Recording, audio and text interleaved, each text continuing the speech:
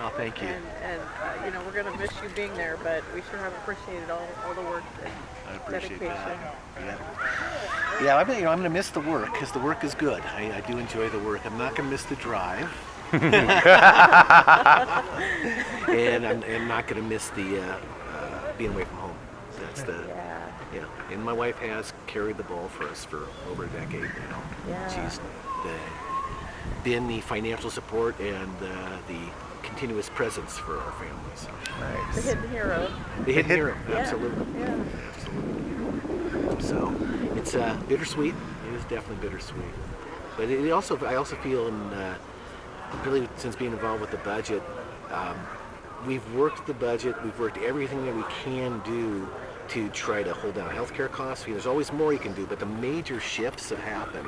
In healthcare, the major shift has happened with the coordinated care organizations and the way that healthcare, the Oregon Health Plan is delivering healthcare and the costs associated with it.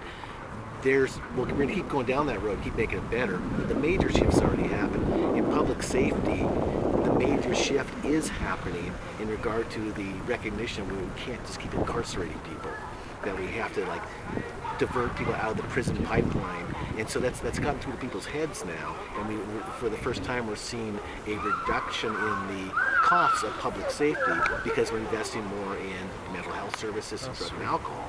So that is moving in the right direction.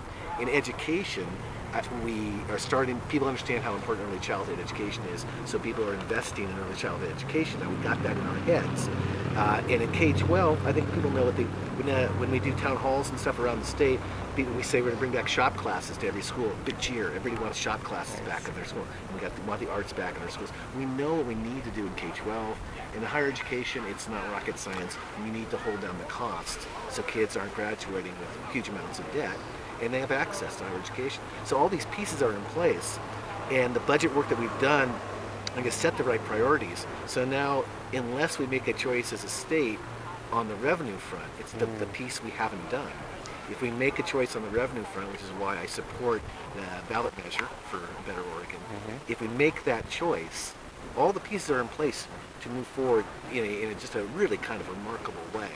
If we don't make the choice, then we're back into a situation of just kind of cutting, slicing, and I've done that. I've done that since 2009, really, 2009 budget.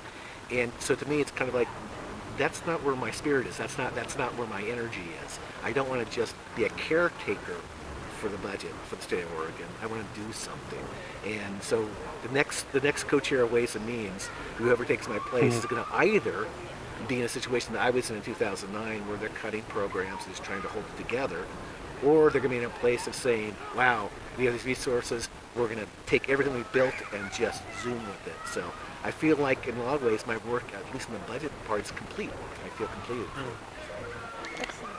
And as far as now that you're a civilian and among the community, have a words of all of the work that the community is doing and all this work too. And I was wondering if you're going to have time to devote to some of these causes. Maybe you have any particular boards or anything that might be interested. I'm open to see what's going to happen. I have to find work so I can help get my last kid through college. There you go. Find a job that because that's really one of the dynamics. It's just that, be blunt about it. I make $22,000 a year as a state representative, and our family can't figure out how to get our last kid through college. We got to figure that out. So that's my immediate challenge to say, okay, what kind of employment am I going to find? And I want to have an impact whatever job I do. So I'm sure I'm going to be working somewhere in regards to education, the environment, social justice, someplace in there is I'm going to find a niche to do.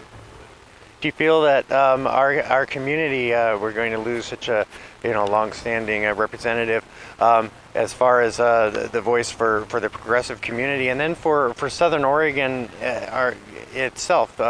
Do you think we're going to be losing a major voice, or do you think that we will still have a good voice and a lot of good representation? I think from the district I represent has a tradition of finding people. Right.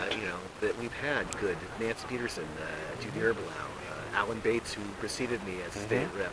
We've had good people in this seat for a long time.